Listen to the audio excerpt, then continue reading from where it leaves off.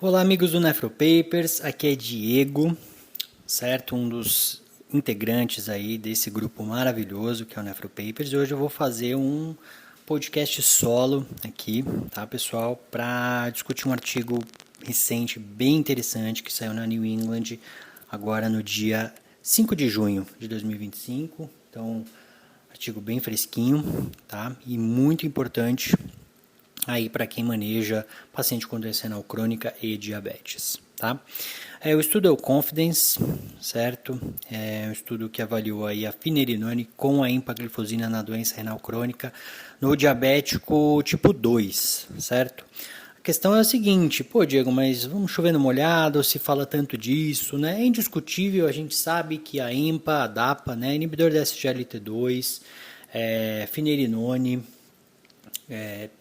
já mostraram aí o seu papel fundamental em retardar a progressão da doença renal crônica, tá? E o EMPA e DAPA, inclusive em pacientes não diabéticos, tá? Isso é indiscutível.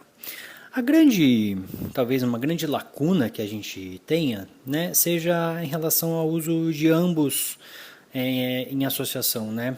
Porque o que acontece? Quando saiu o DAPA-CKD, o EMPA-KIDNEY, né, o Fidelio, quando foram estudar ambas as classes, eram medicações que ambos estavam surgindo meio juntos, então estavam sendo estudados meio juntos, né? Só que de forma separada. Em outras palavras, né, o DAPA-CKD era pacientes e o EMPA, né, quando foram ver, estavam usando inibidor da SGLT2 e quando foram estudar finerenone, estavam só usando o finerenone, certo? Muito bem. E agora, mas se eu estou lá no meu ambulatório, posso usar ambos, tá? Mais do que isso, posso usar ambos de uma vez só, né? Acho que essa é a principal pergunta aí que motivou o estudo, tá? Então, foi essa o principal objetivo. O uso em associação aí da finerenone com a empagliflozina é melhor, é pior, é seguro, tá? Do que usar um isoladamente, ou seja, só a EMPA, só a finerenone. O que foi melhor, tá? Então, um estudo que selecionou aí pacientes com diabetes tipo 2, tá, pessoal? Então, infelizmente, aí o DM1, na maioria das vezes, é descartado, né? Isso é um grande problema, mas aqui também eles não foram estudados, certo? Então, os pacientes elegíveis eram DM2, com uma hemoglobina glicada menor que 11, tá? Então aquele paciente com diabetes extremamente descompensado, chega lá com uma hemoglobina de 12, 13, gente, eles não foram estudados. A gente precisa primeiro compensar isso, se não está insulinoterapia, o endócrino junto, tá? E não dá para a gente fazer muita nefroproteção, inclusive essas hiperglicemias absurdas, assim, você começar a inibidor da SGLT2 não dá muito certo, tá? Então, muito cuidado, tá bom? Então, DM2, hemoglobina glicada menor que 11, taxa de filtração glomerular entre 30 e 90 e albuminúria entre 100 e 5.000 miligramas por grama, tá bom? Então, importante aí DRC até 3B, tá bom? Mas que isso eles não incluíram no estudo. Tá? Potássio sérico normal e a albuminúria de pelo menos 100 a 5.000, tá certo? E em pacientes que sim estavam com bloqueio do sistema renina-angiotensina-aldosterona, tá? Isso é muito importante, porque a gente fala da nefroproteção adicional, mas a gente tem que lembrar que o pilar inicial, aí, o grande pontapé de nefroproteção foi e é cobrar, né? Então o paciente está usando ali o seu enalapril ou losartan, ou, tá? Percebam, ou não ambos, tá bom? Então está usando, já tem aí o bloqueador do sistema renina-angiotensina-aldosterona. Então esse foi o perfil de participantes elegíveis, certo? E foram colocar os pacientes em 3 grupos, ok? 800 pacientes foram randomizados e estudados. E dos grupos eram a finerenone isoladamente, a empagliflozina isoladamente e no terceiro grupo a finerenone com a empagliflozina, tá? Diego, por que não dá? Acabaram usando a EMPA, né, na dose de 10 miligramas, a opção aqui do estudo, tá? Que já está, depois do EMPA-KIDNEY, a gente está bem ciente do benefício de ambos, de forma igual. A gente acaba usando na prática, mas talvez a DAPA, pela presença aí na farmácia de alto custo, via LME, gratuito, né? Então a gente acaba usando mais, mas a INPA tem uma evidência muito boa e dá uma dose de 10 miligramas. A finerenone 10 a 20 miligramas, dependendo da função renal do paciente, tá certo? Os pacientes que tinham aí a filtração menor que 60 usavam 10 miligramas dia, tá bom? O que acaba sendo a rotina de maioria dos nós nefrologistas, que eles geralmente vêm com a gente com a função com a taxa menor que 60, tá? Então 10 a 20 da finerinona, empaglifosina 10, então cada um desses grupos isolados, então grupo 1 finerinona isolado, grupo 2 empa isolado, e o grupo 3, o grupo que a gente queria ver a intervenção mesmo, que é a empa mais o finerinone. E atenção aqui, ouvinte, que é o seguinte, quando eu falo finerinone e empa, o paciente passou em consulta e ele recebeu de cara ambas as medicações, tá? Não foi assim, vamos começar um aqui, depois a gente dá um tempo, começa outro. Tanto que um dos objetivos era esse, a gente encurtar essa inércia terapêutica e já tratar de cara ambos, tá? Muito bem, 800 pacientes e foram observar por 180 dias, ou seja, 6 meses aí de intervenção, tá? Usou 6 meses, parou, fez análise aí nesses 180 dias e 30 dias depois, né, no dia 210, foram ver o resultado, também foram ver como evoluía essa proteinúria, tá? O objetivo aí era avaliar a albuminúria. O ouvinte já pode vir com a crítica, que eu já, obviamente, a gente faz, né? Beleza, Diego, reduziu a albuminúria, mas o nosso principal objetivo é também retardar a progressão da doença renal crônica. Eu vejo isso por taxa de filtração, né? Vejam, amigos, em 6 meses não dá para a gente avaliar a progressão de doença renal crônica, isso vocês sabem muito bem. Tá? Mas Diego, EMPA Kidney, dá para CKD, avaliaram, claro, né? O EMPA usou 36 meses, dá para 32 meses, ou seja, foram quase 3 anos de segmento. O objetivo aqui, acho que os autores querem deixar isso, é ver um benefício um pouco mais a curto prazo, tá? Que infere que vai ser benéfico a longo prazo. Em outras palavras, a gente sabe que reduzir a albuminúria está diretamente associado a reduzir taxa de filtração glomerular. É um dos principais pilares no tratamento das doenças renais. Se eu tenho um paciente com proteinúria e eu consigo reduzir, muito provavelmente eu vou trazer benefício, eu vou retardar a progressão de doença renal crônica. Então isso aqui é um grande pontapé, então por isso que é um estudo mais curto, né? Nada impede depois de eles continuarem, analisarem e depois, né? Ou fazerem outro estudo, que devem fazer, mais extenso, para ver taxa de filtração mesmo, e a gente já consegue ter uma ideia do resultado, provavelmente, não é? Muito bem, então só para contextualizar por motivo, né? O desfecho primário avaliado era isso, avaliar a albuminúria, né? A relação albuminúria-creatinina do baseline, né? De como era, em 180 dias, tá certo? Então, taxa de filtração a gente não consegue avaliar por isso, a gente infere que se você impactar positivamente a albuminúria, a gente vai trazer benefício também na filtração glomerular. Além disso, desse benefício mais a curto prazo, eu tenho que pensar também na segurança. É seguro eu começar ambos? Né? Será que eu não vou interferir, causar uma injúria renal aguda ou uma hipercalemia, por exemplo? Então, esse estudo quis ver isso, a segurança junto a um benefício também. Certo? Muito bem, então, dos 800 pacientes divididos em 3 grupos, tá, gente? Para vocês entenderem o baseline, como eles eram, né? A gente tinha uma minoria de mulheres, tá? A maioria, 25% eram mulheres, grande maioria homem, tá? Do ponto de vista étnico bem variado, brancos, asiáticos, menos que 10% eram negros, mas tinham brancos, asiáticos, tá? Hemoglobina glicada média de 7,3, uma taxa de filtração média aí de 54, tá? Então, não era uma disfunção renal mais avançada, já ficamos aí com isso sintonizado. A albuminúria média, né, a relação albuminúria-creatinúria média era de 580, tá? Então, partiu daí para a gente ver como foi a resposta. Medicações concomitantes, ele reforça que praticamente quase 100%, tá, gente? 98%, 98,5% estava usando IECA ou BRA, tá? E um dado que eu achei interessante, até 36% dos pacientes usando algum diurético, tá? Então, você está usando ali a EMPA, a finerenone, ambos que tem algum grau de efeito diurético, e porventura o paciente esteja usando diurético, também está na jogada aí do estudo, tá certo? E os resultados, né, que é o mais importante, quando analisado, então começou ali a finerenona mais a EMPA, foram em 180 dias, resultados bem empolgantes, né?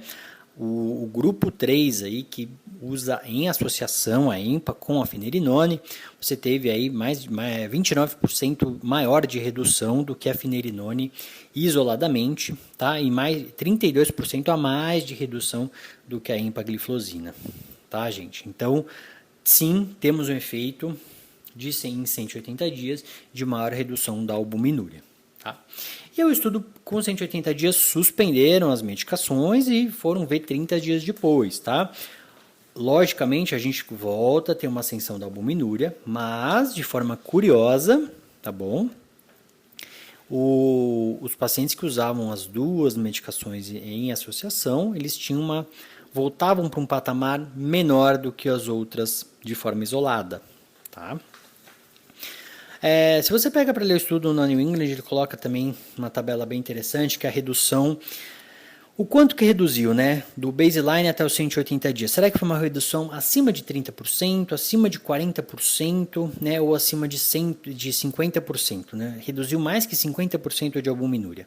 Então, só para quantificar bem para vocês, no grupo em associação finerenone com a empagliflozina, a redução maior que 50% na albuminúria aconteceu em 54,6%, tá? Na finerenone isolada, 35,6% e na EMPA, 31,9%. Por isso que eu falei que o aumento aí foi significativo naquelas proporções iniciais, tá? Então foi sim benéfico, certo, gente? E no dia 210, que foram 30 dias sem a medicação, o grupo aí tinha uma redução maior em comparação. Eles voltam, né, a albuminúria volta a subir, mais menos. Então isso é bem interessante, talvez um efeito residual aí dessa associação, tá? Mudança na taxa de filtração glomerular. Gente, nos primeiros 14 e 30 dias, a EMPA com a finerenone reduz mais a taxa de filtração glomerular, em comparação aos grupos isolados, tá? Só a EMPA ou só a finerenone. Mas isso depois de um tempo isso se recupera e quando suspende lá no dia 210, volta a um baseline bem seguro, tá? Então não interfere de forma negativa na taxa de filtração. E já adiantando um pouco para efeitos adversos, a gente não teve maior incidência de injúria renal aguda, certo? E mais que isso, a gente não teve maior incidência de hipercalemia, tá? Que é sempre uma preocupação. Tá bom? Agora, porque a finerenone, a gente sabe, a gente tem que começar com patamares de potássio bom, né? O padrão é evitar começar com potássio acima de 4,8, a gente tem que respeitar isso, né? E usando a associação não causou hipercalemia. Lembrando, né, se você ainda tem a dúvida, a gente, quando começou a surgir ali o uso de ISGLT2, perguntavam, até alguns estudos viam que podia ter a hipercalemia. Hoje a gente já fica mais tranquilo. Pelo contrário, né, o inibidor da SGLT2 pode até causar algum grau de caliurese, então eles ajudam a controlar potássio, tá? Então a empagliflozina, né, a DAPA, os inibidores da SGLT2, eles têm essa segurança na calemia, felizmente, tá? Então a gente pode ficar mais tranquilo quanto a isso, e a associação manteve essa lógica, então a gente não teve efeitos adversos aí que segurem essa prática aí de associar ambos as medicações, tá certo? Muito bem, então esse é o resultado, são os principais resultados, tá, gente? A gente tem post na nossa página, não deixem de seguir lá, se você porventura ainda não segue a gente, por favor, não deixe de seguir, a gente tem muito conteúdo legal, vai ter post aí que a gente resumiu esse estudo, tá bom? Então, só para colocar em relação à hipercalemia, falando aqui, a incidência de hipercalemia acima de 6, que é aquela preocupante, tá? Falando até menor aqui, acima de 5,5, que já deixa o cabelo aí de quem está em ambulatório um pouquinho em pé, né? No grupo finerenone e empagliflozina, a gente teve 13%, tá? E no grupo só finerenone, 16,7%. Então percebam que teve até mais no grupo isolado que a finerenone, do que a associação, tá? E quem usou só a EMPA, potássio 5,6 a 6, foi 8,2%. Então, só a finerenone pode causar mais hipercalemia do que a associação de ambas. Reforçando isso que eu falei, que o inibidor de SGLT2, ele ajuda no controle do potássio, né? Felizmente, né, gente? É tanto benefício que trouxeram, né, com essa classe, pode até tratar CIAD, vixe, é tanta coisa. Ainda bem, né? Então, discutindo e trazendo, assim, acho que os principais insights aqui, né? Outro dia no Instagram fizeram até uma pergunta aí, né? Qual que é do Confidence, qual que é a aplicabilidade disso da população brasileira para a população brasileira? Porque, ok, a gente pode dar DAPA para usar para pacientes de baixa renda, porque já tem gratuito, respeitando alguns critérios, mas a gente pode usar, tá? E até em farmácia popular, a custos mais baixos, tem pacientes conseguindo de graça, em farmácia. Então, o inibidor SGLT2 a gente está conseguindo usar amplamente, felizmente. A finerenone não, o custo é considerável aí, né? O custo mensal é bem significativo, muitos não podem usar. Mas eu acho que talvez no futuro isso possa ser padronizado para usar, mas nos pacientes que a gente consegue prescrever usar, isso traz uma mensagem muito importante. E a principal delas é a seguinte, é a facilidade no manejo. Porque, como eu falei lá no começo, é o paciente que chega para você com, um exemplo, tem a sua albuminúria de 200, ali uma taxa de filtração mais ou menos, 45, 50, e ele chega lá para você, tá? E com nenhuma medicação. Muitas vezes a gente faz o quê? Começa a losartana, aí dá um tempo. Volta dali às vezes meses, né? E o que não deveria, né? Tem que botar mais precoce, mas às vezes por disponibilidade do ambulatório, consultório, às vezes demora. Aí na próxima consulta começa o Forxiga. Ou até otimizo a dose do losartana. Então eu já perdi um tempo aí para começar o inibidor da SGLT2. Aí dou mais um tempo, penso em começar a finerenone, né?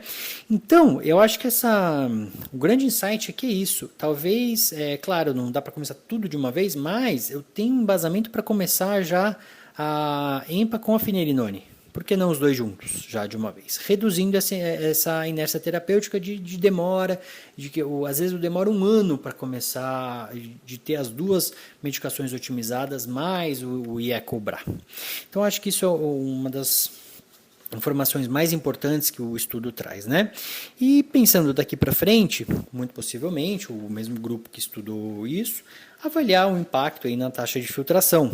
Mas a gente sabe, né, que como eu falei também no começo, quando você reduz a albuminúria, gente, muitas meta-análises viram que a redução de 30% na redução de albuminúria já pode impactar em 27% em desfecho renal composto, que é a progressão, doença renal estágio terminal, redução abaixo para doença renal estágio 5, entendeu? Então a gente consegue inferir muita informação, mas possivelmente depois a gente vai ter os estudos aí de longo prazo que usem os tempos maiores de avaliação, certo? Então a grande conclusão aqui que eu deixo para você ouvinte é a seguinte: Confidence viu benefício no uso simultâneo de inibidor de SGLT2 mais a finerenone, tá bom? O nosso bloqueio da aldosterona, tá? Um bloqueador não esteroidal, lembrando, tá? Não tem não vá trocar finerenone por espironolactona, que não é a mesma coisa, tá? Então, o estudo viu esse benefício do uso simultâneo, agilizando aí a melhora na albuminúria e a gente provavelmente tendo benefício a longo prazo, tá? Inferindo que possa, a longo prazo, repercutir no retardo da progressão da doença renal, que é nosso principal objetivo no manejo ambulatorial da doença renal crônica. certo? Além de mostrar uma segurança bem relativa no que se refere à injúria renal aguda, que não houve aumento, e na incidência de hipercalemia, que não teve impacto também. Tá certo? Então, ouvinte, foi isso. Espero que aí no seu trajeto, onde você ouça o podcast, indo para o trabalho, voltando, na academia, na esteira, ou em casa mesmo, espero que tenha sido claro aí nas informações e na análise. Se você tiver dúvida, manda mensagem para a gente no Instagram, dúvidas ou críticas, né? É sempre tudo para a gente melhorar aqui os nossos conteúdos, tá certo? Então é isso, um grande abraço e muito obrigado. Esse podcast tem o objetivo de educação médica. As informações aqui prestadas exprimem as opiniões dos seus integrantes no momento da gravação. Não esqueça que a medicina constantemente. Não utilize as informações ouvidas aqui como conselhos médicos para si ou para outros. Em caso de necessidade, procure opinião médica direcionada.